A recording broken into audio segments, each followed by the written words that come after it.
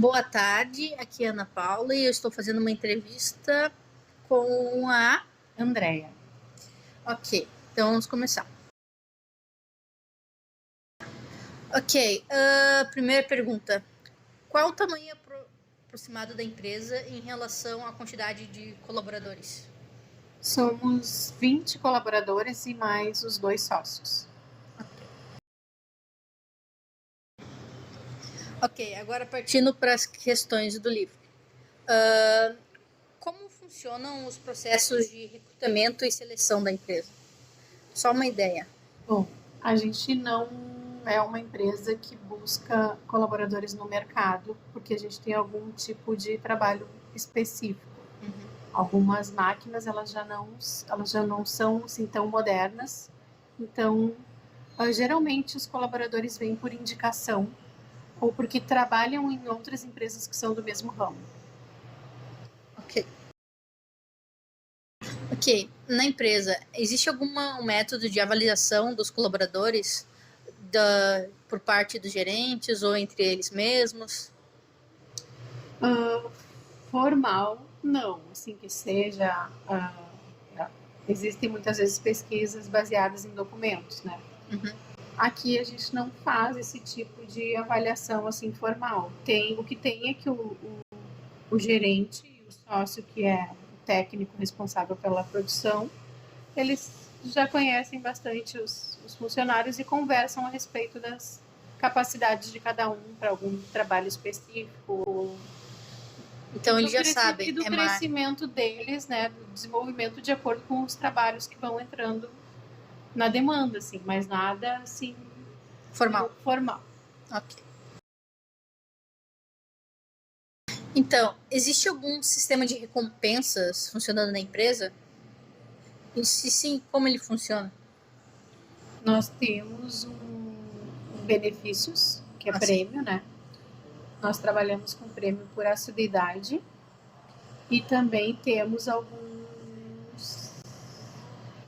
alguns critérios ali daí com os próprios responsáveis diretos de qualidade, sobre aquele que se destaca na produção. Ok.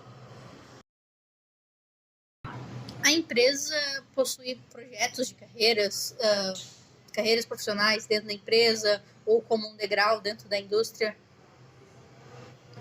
Nós temos assim, nós temos um quadro de nós temos um quadro de cargos e salários e a gente procura sempre na contratação obedecer essa regra que a gente tem estipulada. Então, cada função a gente tem nível 1, 2 e 3 para ver onde o colaborador se encaixa inicialmente. E aí ele vai passando conforme a evolução dele. Conforme a evolução da empresa. Isso. Okay. Então, como a empresa lida com as relações de trabalho, como as filiações sindicais? Nós temos um sindicato que a gente associa todos os colaboradores que entram na empresa. Tem alguns benefícios, né, de convênios lá do sindicato que eles aproveitam e a própria empresa paga essa assinatura mensal para o sindicato como benefício do colaborador. Ok, que legal. Ok, então toda empresa ela produz dentro de si mesma uma espécie de conhecimento próprio de como ela faz as coisas. Então, como ela consegue, como vocês trabalham para manter esse conhecimento, para ele poder passar para um novo funcionário que chega na empresa? Bom, a gente tem alguns dos processos que são mapeados e a gente tem eles escritos, né, para qualquer necessidade assim de introdução. Alguns detalhes de alguns setores também são formalizados, tem um manual, por exemplo, da emissão de nota. Por exemplo, né, se é nota de serviço, se é nota de venda. Então, algumas coisas, não todos os processos, mas alguns são já registrados para a gente ter uma base de como passar isso para alguém. Claro que passa pessoalmente, mas o manual ali, o impresso, ajuda a pessoa a ter um norte, né, para seguir. Como a empresa lida com mudanças, tanto internas, como a implementação de uma nova tecnologia, quanto externas, como uma mudança na legislação? Bom, sobre a legislação, a gente tem as empresas que nos assessoram, né, em relação à parte fiscal e parte de pessoas, isso vem da própria contabilidade ou da empresa de gestão dos laudos, né? E também da empresa do sistema fiscal também apoia todas essas mudanças de acordo com a legislação já vêm prontas nessa base e a gente segue, né, o que precisa ser atualizado praticamente sempre em dia. As mudanças de mercado geralmente são os sócios que pesquisam que se inteiram dessa parte, né, desses assuntos. Então, a tecnologia de máquinas, novas ações, né, novidades, tudo vem por eles. Sim, então eles cuidam de toda a parte técnica e inovação. Isso.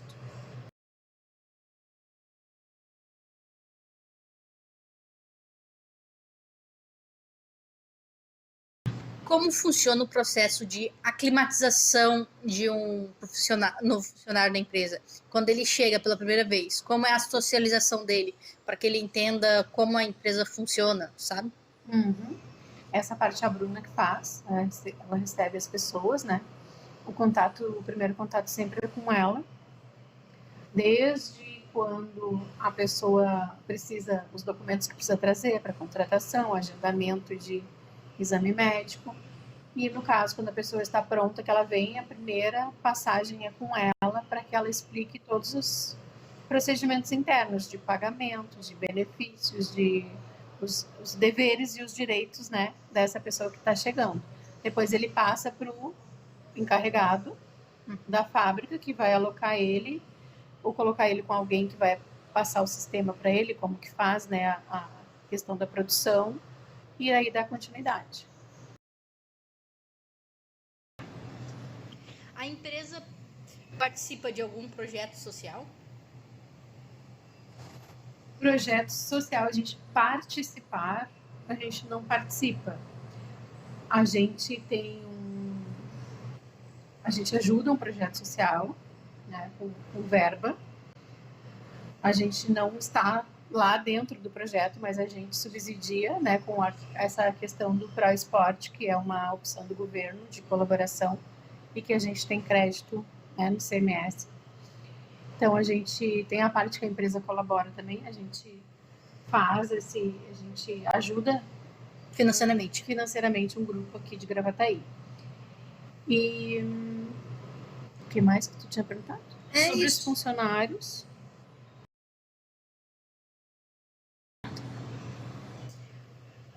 A empresa disponibiliza aos seus colaboradores a oportunidade de realização de cursos? A gente tem alguns que nos procuram por interesse deles, né? Às vezes a gente indica, mas na maioria das vezes eles nos procuram com a intenção e a gente percebendo que é necessário. Não, às vezes não é necessário, mas para aprimorar e é vantajoso na questão da operação ali do trabalho em si, a empresa até paga 100% do curso. A empresa realiza alguma atividade para estimular o trabalho em equipe? Na verdade, a gente não programa nada para o trabalho em equipe. Como são poucos funcionários, assim, eles não precisam necessariamente um do outro juntos para fazer um serviço. Acontece às vezes que cada um numa mesma peça faz a sua função, mas o trabalho de um é feito, ele retorna para a prateleira das peças, o gerente da produção vai lá e direciona ela para o outro que precisa fazer o próximo passo. Claro que eles não trabalham juntos nesse projeto, assim, juntos simultaneamente, mas o trabalho de um interfere no trabalho de outro. Porque se um fizer errado, o outro dá continuidade no erro, entendeu? Assim. Existe alguma atividade que vocês fazem para manter a motivação dos funcionários?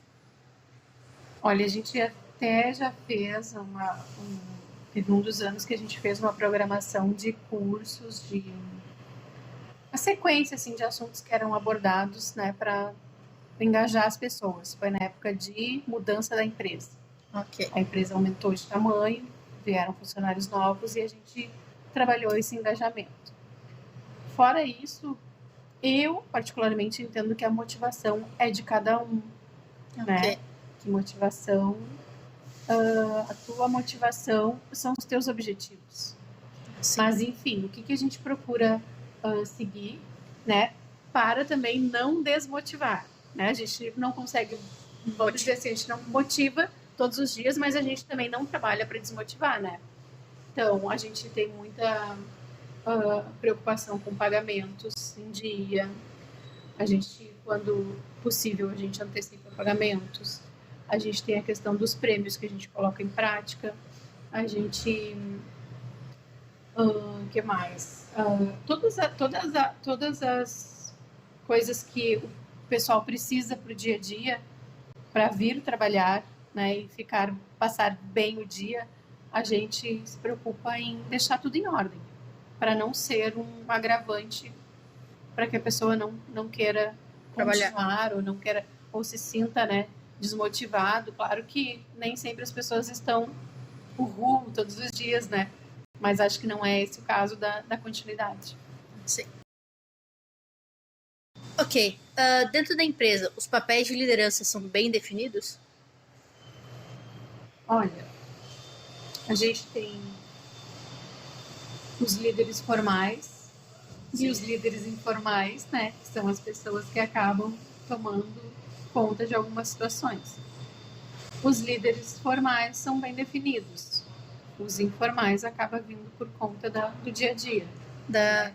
Que acaba agregando as características das próprias pessoas. Isso, que acaba impactando ali na função diária, assim, alguém que toma uma situação para si e leva, né, adiante, conduz aquela situação até. Ok. A comunicação interpessoal dentro da empresa pode ser caracterizada como? Ela é livre?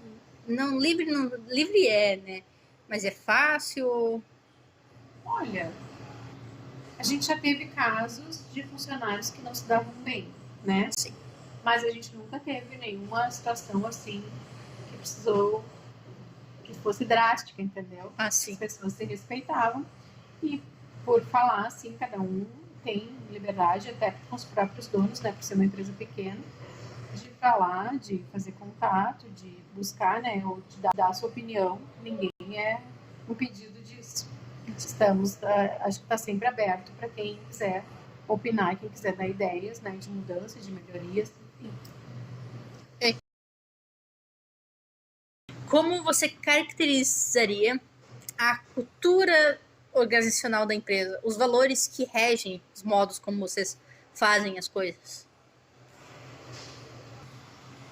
Bom, com os colaboradores, falando, né, em si do grupo, assim, é uma cultura familiar, né? Não tem muitos degraus, assim, né? O acesso é direto a quem comanda, né? Os sócios, a nossa parte administrativa também, eles trazem direto para a gente o que é preciso. Enfim, no geral, a gente, obviamente, preza pela qualidade, mas a gente tem uma situação que a gente atende clientes sob demanda e manutenção de máquinas. Então, a máquina do cliente para e não pode ficar parada por muito tempo. Então, a gente tem que fazer esse serviço o quanto antes. E isso, muitas vezes, acaba atropelando o nosso processo para um processo que está sendo feito para atender aquela emergência.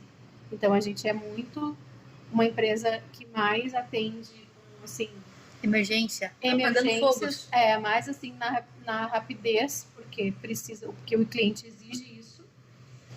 mas também trabalha com programação mais longa, né? Também isso não... Só que muitas vezes essa que está sendo trabalhada do processo do período longo e da entrega longa, ela é tiro da máquina para colocar o serviço urgente. Então, depois volta fazer aquela peça de novo. Então, não é uma coisa que não quer dizer que tu vai começar aquele serviço e vai terminar, ele vai até o fim. Muitas vezes, óbvio que se faz isso, né? Para não quebrar ali o andamento do serviço. Mas tendo uma emergência, a gente trabalha mais na emergência do que nessa que tem prazo para entrega, vamos dizer assim. Como você caracterizaria a qualidade de vida dentro da empresa?